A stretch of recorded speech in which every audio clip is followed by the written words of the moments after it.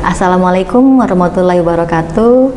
Salam sejahtera bagi kita semua. Salam kenal, saya Dr. Afriani, spesialis neurologi di Rumah Sakit Siti Fatimah, Provinsi Sumatera Selatan.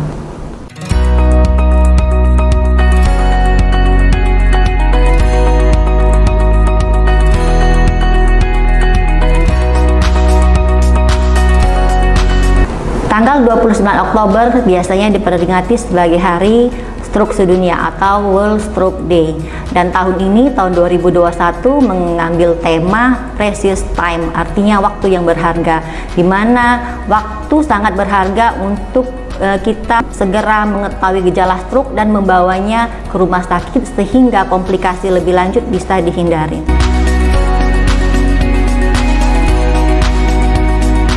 Stroke adalah kondisi di mana otak kita tidak mendapatkan suplai darah yang cukup dikarenakan penurunan aliran darah maupun penyumbatan aliran darah ke otak yang berlangsung lebih dari 24 jam.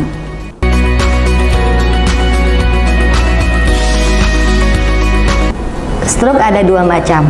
Yang pertama disebut stroke iskemik atau stroke sumbatan. Yang kedua adalah stroke hemoragik atau stroke pendarahan. Stroke iskemik adalah stroke yang disebabkan karena sumbatan pada pembuluh darah, sedangkan stroke pendarahan atau stroke hemoragik adalah stroke yang disebabkan karena pecahnya pembuluh darah otak.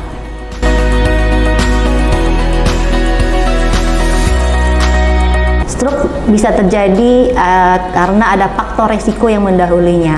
Faktor risiko dibagi lagi menjadi faktor risiko yang bisa dimodifikasi dan yang kedua faktor risiko yang tidak dapat dimodifikasi.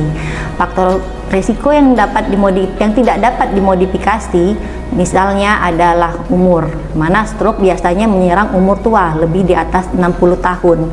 Yang kedua adalah jenis kelamin. Dikatakan pada laki-laki penderita stroke kemungkinan menderita stroke lebih besar daripada penderita perempuan. Yang ketiga adalah faktor keturunan, yang ini tidak bisa juga dimodifikasi. Sedangkan faktor yang bisa dimodifikasi adalah faktor penyakit-penyakit, misalnya adanya hipertensi atau darah tinggi, adanya kencing manis, obesitas, kemudian ada penyakit jantung, juga merokok.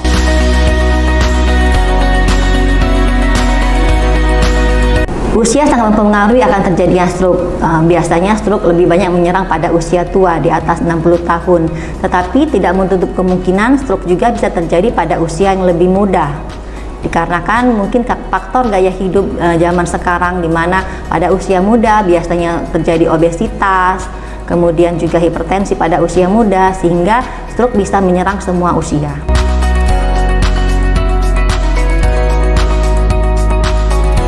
Penyakit stroke bisa disembuhkan, terutama bila kita telah mengetahui faktor risiko yang menyebabkan dia. Kalau misalnya ada darah tinggi, kencing manis, nah makanya pengobatan stroke adalah untuk mengobati faktor risiko.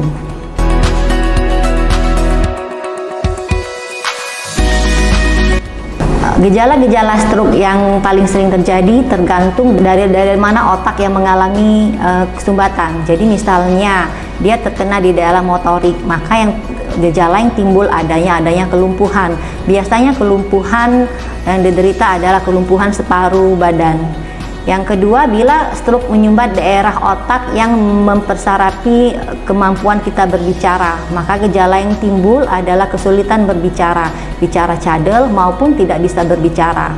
Bila pembuluh darah yang tersumbat adalah pembuluh darah ke otak yang mengatur penglihatan, maka bisa juga timbul penurunan penglihatan atau buta pada salah satu atau kedua mata. Selain itu bisa ada kejang, penurunan kesadaran, sakit kepala, juga penurunan fungsi memori.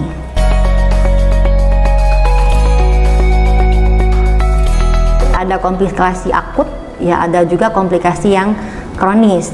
Yang akut misalnya pada saat penderita terserang stroke, biasanya penderita mengalami kesulitan menelan dan mengalami penurunan kesadaran. Hal ini akan menimbulkan komplikasi radang atau infeksi pada paru-paru atau pneumonia. Kemudian komplikasi yang kedua adalah biasanya adalah kecacatan. Jadi misalnya adanya kelemahan separuh badan akan menyebabkan penderita mengalami kecacatan. Kemudian juga bisa komplikasi yang lain, bisa juga kematian, terutama pada penderita yang mengalami stroke perdarahan yang tidak ditanggulangi dengan cepat, maka akan menimbulkan kematian.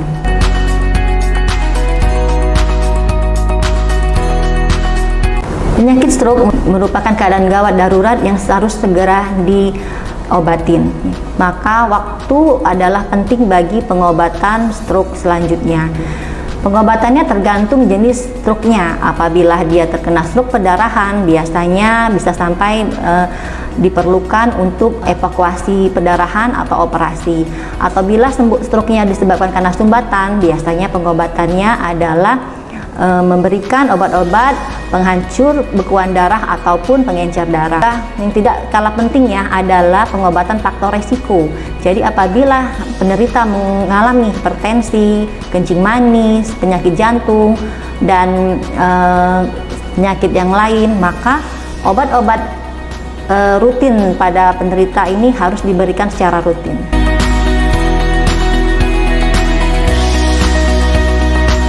Pencegahan stroke ada dua, jadi pencegahan primer, ada pencegahan sekunder. Pencegahan primer itu untuk seseorang yang belum pernah mengalami stroke.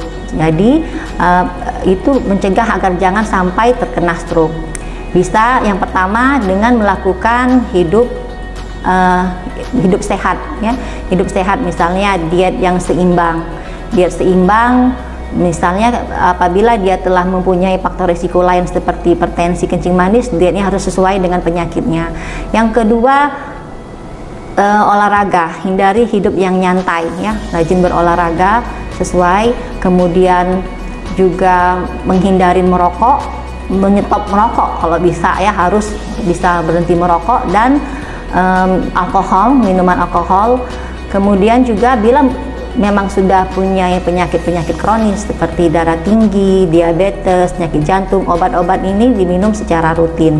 Dan yang bagi seseorang yang mempunyai umur di atas 40 tahun, maka seharusnya memang melakukan check up secara rutin untuk mengetahui apakah kita mempunyai faktor resiko tadi.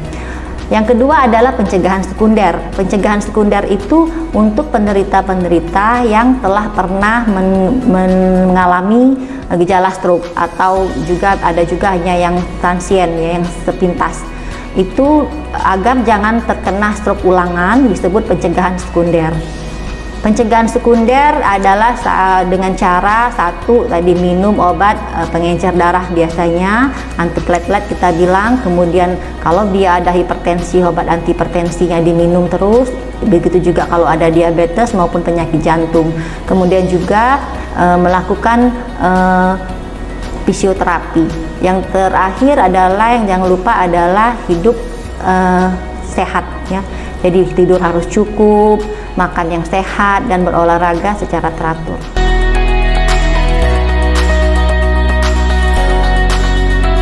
Bagi masyarakat umum, penting sekali untuk mengetahui gejala-gejala stroke sehingga bisa membawa penderita stroke dengan cepat ke rumah sakit. Hindari mempercayai mitos-mitos yang tidak benar, seperti memberikan tusukan ke ujung jari misalnya untuk penderita yang mengalami serangan stroke.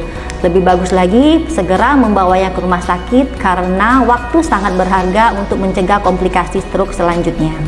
Demikian penjelasan dari saya, semoga bermanfaat. Salam sehat, we protect.